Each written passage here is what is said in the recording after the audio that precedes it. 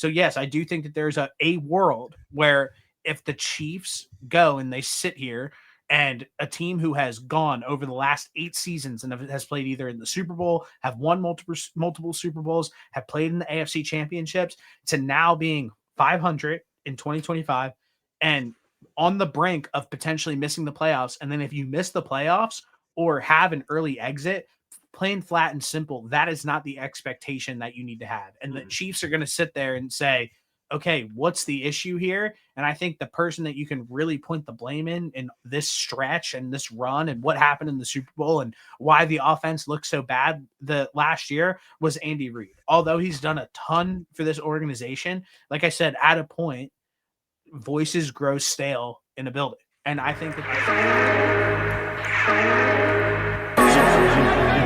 I just flat think that the Andy Reid era in Kansas City is coming to an end. We're watching it dwindle in front of us. We made a video about the Chiefs in December, probably of last year, where we said it's time to have an uncomfortable conversation about the Kansas City Chiefs. Did they go on then and play in the Super Bowl? Absolutely. But really the underlying message of that entire video was like, the Chiefs keep slapping a Band-Aid over a problem that like at some point it will get exposed. And then it got absolutely exposed in the Super Bowl where they just got absolutely demolished. They didn't even put up a fight and got blown out on the biggest stage of the entire year. And all of the issues with the Chiefs finally like came to light, like with their defense, with the offensive line, with the weapons, the entire nine. So after a 5-5 start to this season, it feels like the first time in the Andy Reid, Patrick Mahomes era where we have ever felt like a little validated for questioning this football team. And I almost think that like it could be one of those situations where like the Andy Reid voice has like potentially grown a little stale within the Kansas City Chiefs organization. And I don't necessarily think you're wrong, but do I think that my pushback to that is, do I think that one missed playoff season is enough for them to move on from Andy Reid? I think in the grand scheme of things, probably not. But I think if you dive deeper and kind of look at how the last,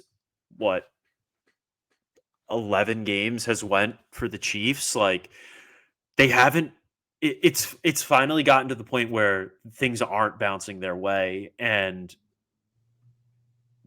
they actually have to put together a full game and have not been able to do it on a consistent basis.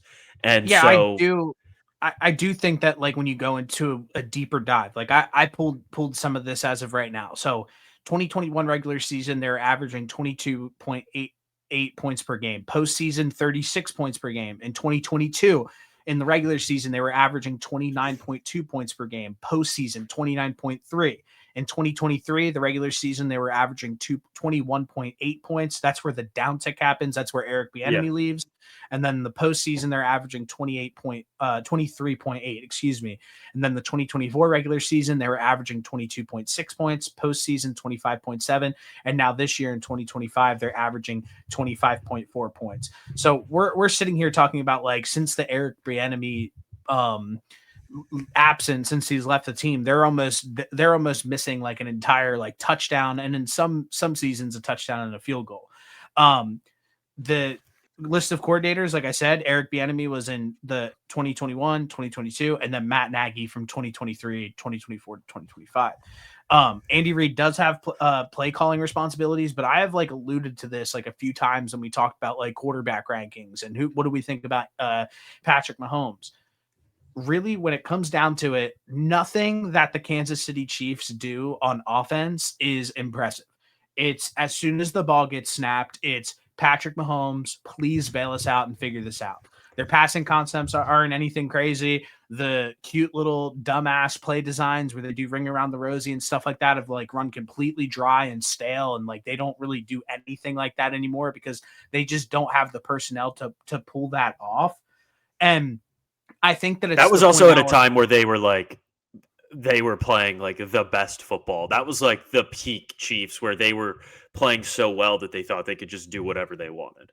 Yeah, and like I said, it's just constantly like Patrick Mahomes bail us out because if you look, there's still problems along the offensive line. Something that we were both worried about going in. They have not been able to properly scout a good offensive lineman for whatever reason for like the last like 5 years. I don't know what's Yeah, going on, even with the Josh Simmons situation where now he's been gone for like an entire month, I think, or like 3 weeks, something along those lines. They haven't yeah, said why. He hasn't played at all. And then the rest of Jawan Taylor is still an issue. And then you look at their running back room, Isaiah Pacheco is absolutely cooked and awful. You have Kareem Hunt playing for you, and there's just nothing that you have to respect about this run game. Then from the receiver's perspective, it's like, oh, we got Xavier Worthy. He's a dog. He's fast. Xavier Worthy is not good. He's just not very good, and that's fine. He's too small, and he's very fast, and he could be a good gadget player and can probably win over the top from time to time. But he's been extremely underwhelming this season. Where the first play of the game, the first drive of the season, he hurts his shoulder because he just runs into Travis Kelce. Then Hollywood Brown, obviously, he's no good anymore. And then everybody was selling us on this idea was like when Rashee Rice gets back, it's going to completely unlock this offense. Although he has like looked good and they have like force fed him within the red zone to make sure he scores touchdowns and it looks flashy, he has not unlocked this offense in any way, shape, or form. So that's just no, something to also keep in mind with like this team is just like the wide receiving core is average. The offensive line is below average. The running back room is one of the worst in the entire NFL. And it's just like, Patrick Mahomes, please figure this out for us. And he does a yeah, good job at that. But right now, it's to the point where they're not getting those bounces in these close games. And no, there's multiple reasons for that as well. Is you look at like one, what happened on offense, but two, what's going on defense, because every single season they have lost one of their big names on the defensive side of the football where although like you look at what happened with like a L'Jarius Sneed in like Tennessee where he like fell off of a cliff didn't. when Yeah, he he's not was even. when he was with the Chiefs, he was a very high end player, a very good corner. And then you look at some of the players that they decided to move on from, and they lose talent out the door in the Spagnola defense. And then you bring back somebody like a George Karlaftis where you sign him for a bunch of money, but he's not like that true like edge rusher who's going to like win every single big matchup. He's like average at best. So I Dude, think that like, watching no, George you're fine. Karlaftis play defensive end reminds me of like if you were to put like a defensive tackle out at defensive end. That's like Yeah. what it reminds me of when I watch him Like play. an He's old just like, school D end. Yeah. yeah, he's just like not like he's a fine player, don't get me wrong, but he is just like very forgettable is what it kind of feels like. And I I just I don't he's completely not agree like with you. a and he's not like a game breaker that they need along the defensive line. Like, yeah, they still have Chris Jones, but like he's at the back end of his career, and you would think that with the hopes of drafting a guy like Karloftis that he would sort of come in and be able to kind of take over and establish himself as that guy along the defensive line for the foreseeable future, and it just hasn't worked out that way. Yeah, and really what really the whole point of this is like this season alone feels like it's a little bit of an end of an era. Um it's definitely in question at least because it feels like last year if they won the Super Bowl, it seems like Andy Reid would have retired. It seems like Yeah. Travis Kelce would have retired, and it seems like that they would have been pushed to be in a different era of like Kansas City Chiefs football. And now this year they stay 1 year too long, and now we're like in serious jeopardy of the Chiefs potentially missing the playoffs this season for the first time in the Mahomes era, who has at least played in the Super Bowl or the AFC Championship since he's taken over as a starter for the Yep. Kansas City Chiefs. Yep. So I have a proposition for you. And one, what do you think that there is any validity in what I have to say?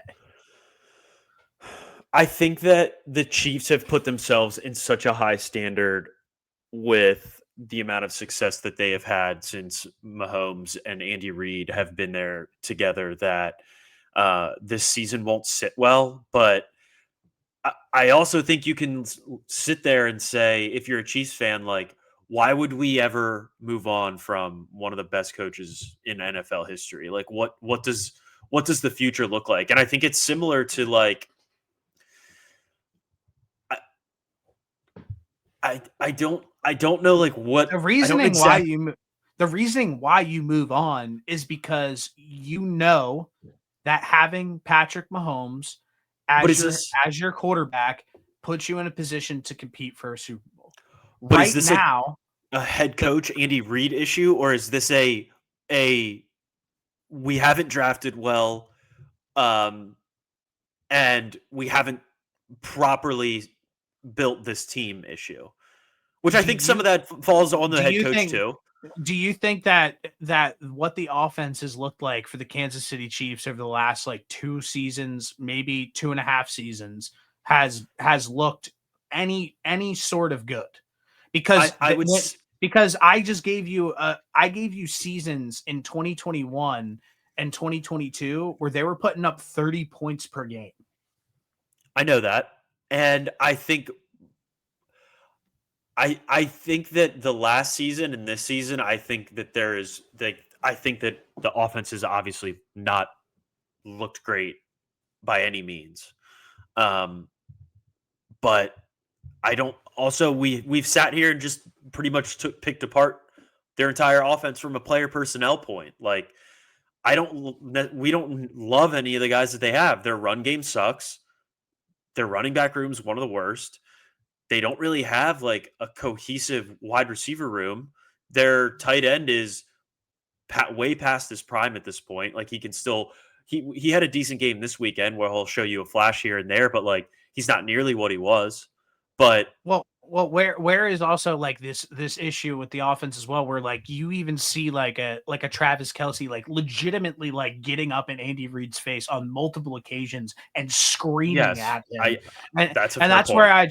that's where I just like sit here and say like Andy Reid's the reason why I say all of this is like if you do you think Andy Reid is going to be a head coach in the NFL for the next 5 years? I No, don't.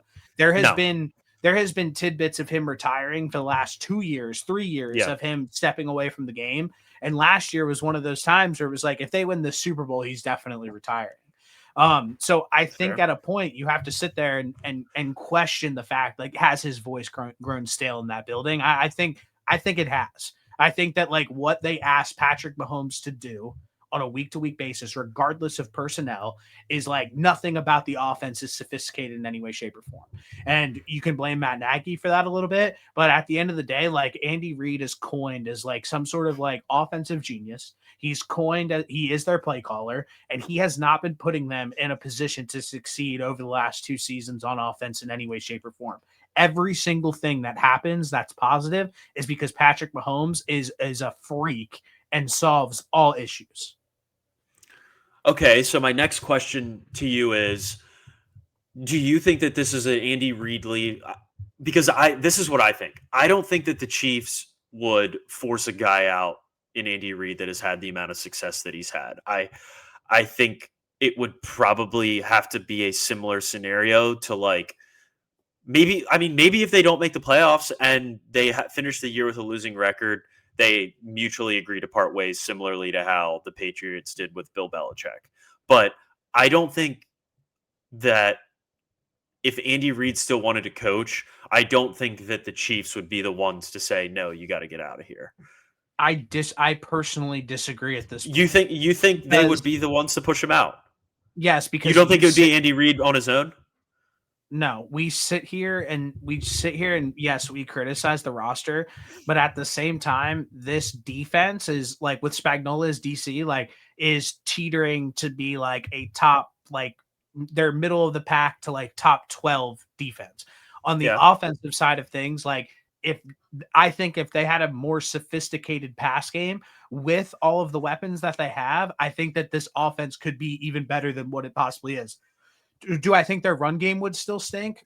Absolutely, because I just don't think they have anybody back there. But I don't think that they're putting themselves in a position to succeed on offense with their passing game in any way, shape, or form. Not Andy Reid. Patrick Mahomes is doing all of the heavy lifting. He's the one taking on the brunt of this force. So yes, I do think that there's a world where if the Chiefs go and they sit here and a team who has gone over the last 8 seasons and has played either in the Super Bowl, have won multiple Super Bowls, have played in the AFC Championships, to now being 500 in 2025 and on the brink of potentially missing the playoffs. And then if you miss the playoffs or have an early exit, plain flat and simple, that is not the expectation that you need to have. And the Chiefs are going to sit there and say, okay, what's the issue here? And I think the person that you can really point the blame in this stretch and this run and what happened in the Super Bowl and why the offense looked so bad the last year was Andy Reid. Although he's done a ton for this organization, like I said, at a point, voices grow stale in a building. And I think that this could be I'm a familiar. Yeah. That could be. I'm all. Go ahead. Sorry. I was just going to say I'm all too familiar with voices growing stale in a building. But yeah, I think, okay, to be fair, I think that it could be a scenario where it's like, yes, the Chiefs want him out, but for the fact of just like saving face, it is advertised as a mutual agreement to part ways because Andy that you're like caught up on like the language of like how they would. You're right. Say, I am. They would get I fired. am. He would be Yes. done. They would Yes. decide to move on from Andy Reid. Like, and I think that they're, no matter what, I genuinely think that even if they don't like quote unquote like part ways, I think that there's a real opportunity that Andy Reid just retires after the season, no matter what. That's what I think. I could see that. Yes, I could 100% seeing him. I could absolutely see him retire after this season. Or in another world where they're like, "Hey, are you thinking about retiring? Because we think you should retire." Like, yeah, like a Sopranos type situation where it's like, "Oh, you sure you want to do this?" Yeah, yeah, I think you want to do this. So that leads me to my next question, where it's who could take over as the Kansas City Chiefs' next head coach? 7 times in the NFL, a head coach has gotten traded from their current organization to a new one. The reason I say that is because I don't believe that the Chiefs' next head coach is just some guy sitting out on the free agent market or an OC currently who's going to come in and be a whiz kid and be able to figure this out. I think that right now they are an employed head coach in the NFL, and I think that the Chiefs are going to have to make a trade to be able to get him. So historically, the trade packages that were made for like a said coach in the NFL includes multiple draft picks. So what this trade package looks like that I think is included is at least 1 first, a high end either second round, and then either a second round pick or a middle round pick, and then like a 5th round pick is historically over the last 7 coaches that have gotten moved. It's been about 3 picks and a guaranteed first in all of this. Some names over the years that have been traded in the NFL: Don Shula, Bill Parcells, Mike Holmgren, Bill Belichick, John Gruden. Some guys that have some big time names there. Yeah. So I came up with a power rankings list of who I would get aggressive for if I was the Kansas City Chiefs. I'm going to read off these 3 names, and then I want you to rank them afterwards. And I'm going to sell you on each one of these names. Okay. Read me the names, and then I'll rank them, and then you give me your case. No, I'm gonna try to sell them to you, and then we'll do okay. that. My first one on the list. It's not much information. The first one on the list is Kyle Shanahan. He has won 60% of his games, 8-4 in the playoffs, 2 NFC championships, 3 NFC West divisions, 4 playoff berths. This gives him an opportunity to get out of the same division as Sean McVay and the Rams, Mike McDonald and the Seahawks. It's a very hard division to be competitive in year after year. The reason I say this is he has sat there with the 49ers year after year and has been so close and has not been able to get over the hump. Now you're sitting here, and I think that there might be a little bit of a question mark around the potential quarterback situation with obviously Mac Jones comes in and plays really well. Brock Purdy is hit or miss from time to time. And could this be a possibility where Shanahan can finally go and get the big time job with the big time quarterback and completely unlock him, similarly to how Andy Reid was in Philadelphia, and then he goes and finally gets that quarterback in Patrick Mahomes. The next one on my list here, and this one is reverted back a little bit. I have John Harbaugh. He has won over 60% of his games, Super Bowl champion, won an AFC title, 6-time AFC North champ, 12 playoff berths, one coach of the year, probably one of the most accomplished coaches currently in the NFL outside of Andy Reid.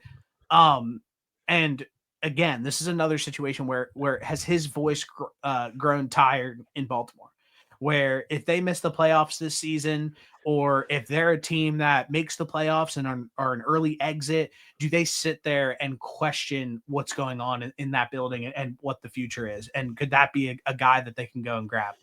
The last person on this list right here is probably my dark horse one of somebody who I would throw in, but he's going to be a hot name no matter what, and that's Kevin O'Connell. So far since he's taken over, he's won 63% of his games, won an NFC North championship, 2 playoff berths, and 1 coach of the year. And I think the reasoning for all of this, even though I do think JJ McCarthy will be the quarterback of next year for the Minnesota Vikings, that situation has clearly been a situation of like something to watch, where if there is any doubt around the quarterback situation, if there is any unhappiness, could this be a spot where they can go and grab him and bring one of like the best young minds in the NFL to the Kansas City Chiefs? So my first question is am I missing anybody on this list? And then 2, rank these, and then 3, is there anything else you want to add? Why don't you have Nick Sirianni on this list? I mean, nobody wants to. Okay, so I have a question for you about this. Is there a argument to be had that draft capital is more important than them trading for one of those 3 guys because they need to improve this team elsewhere, and you'll still have a line of people, probably still have a solid line of people to potentially be the head coach of the Kansas City Chiefs? You're the same dude that a month ago like threw out the idea of like paying Kyle Shanahan like $350 million. I wasn't agreeing with it. I was just throwing it out there. No, I don't. I think that what is most important with the Patrick Mahomes era is figuring out who the next head coach is to set them up for success during the entire Mahomes tenure.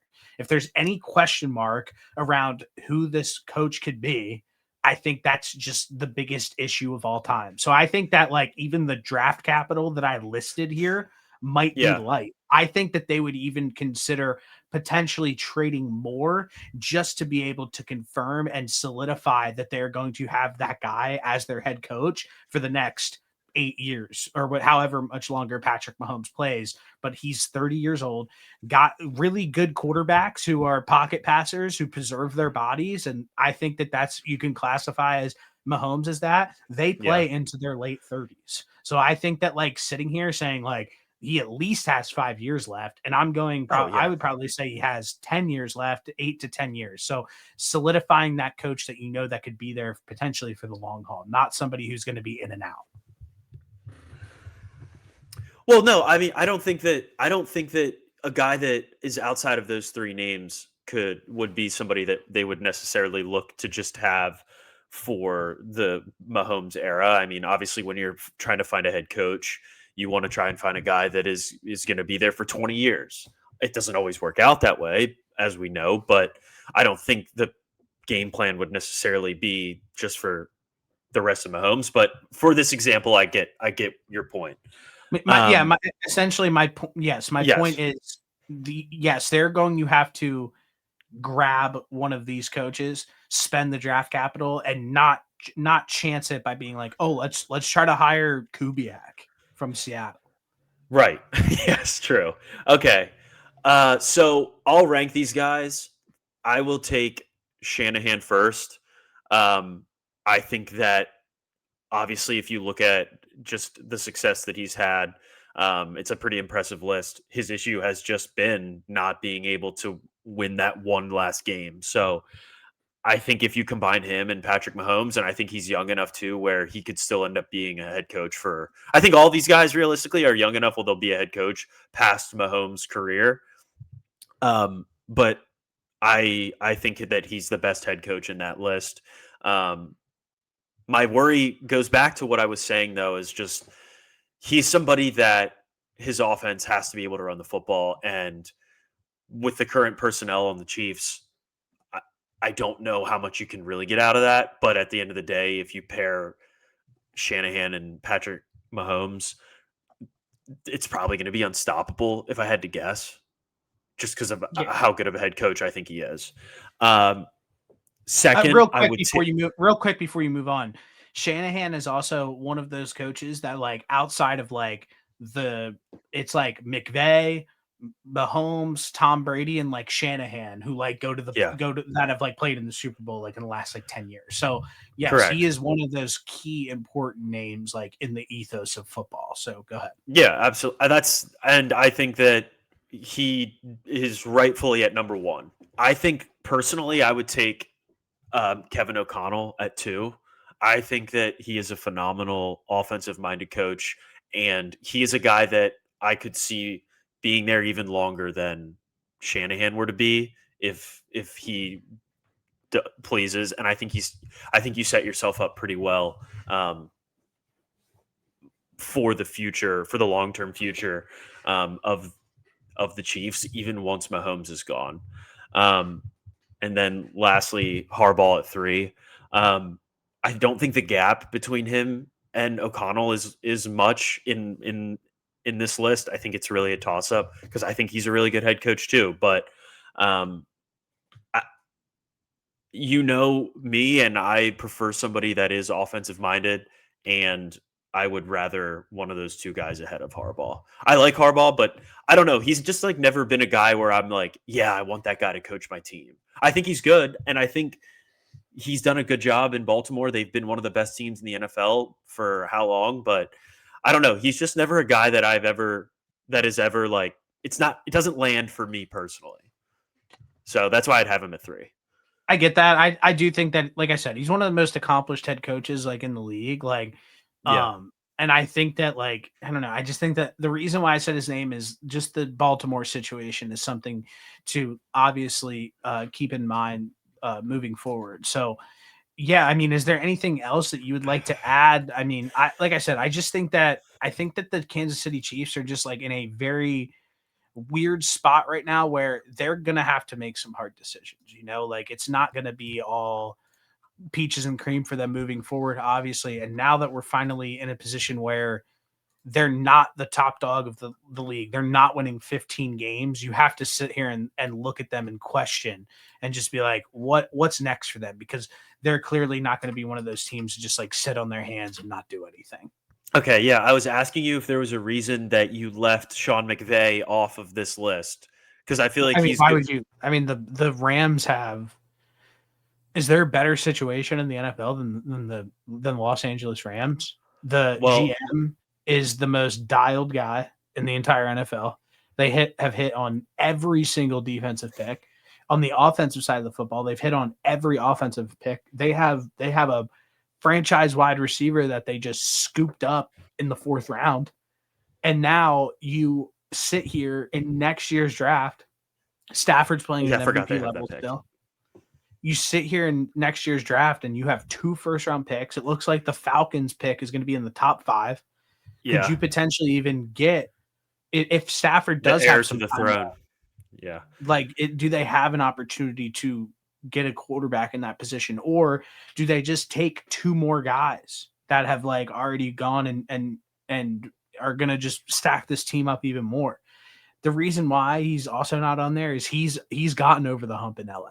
They've won a Super Bowl. So I think that he's like firmly in LA. I don't think that there would ever be an opportunity where he would get out. No, that's totally fine. I was just wondering what the reasoning was because obviously I think I'm sure you think the same as one of the best coaches in the NFL. So if you're the Chiefs and you're open and you're willing to pretty much move anything, um, even if they say no, I feel like it's probably still worth asking. And I would say no too if I was the Rams. Like I they don't are in think a that they're I in a don't great think that spot. they're even in the market. Like I don't even think that No, they would even pick up the phone if they made that call.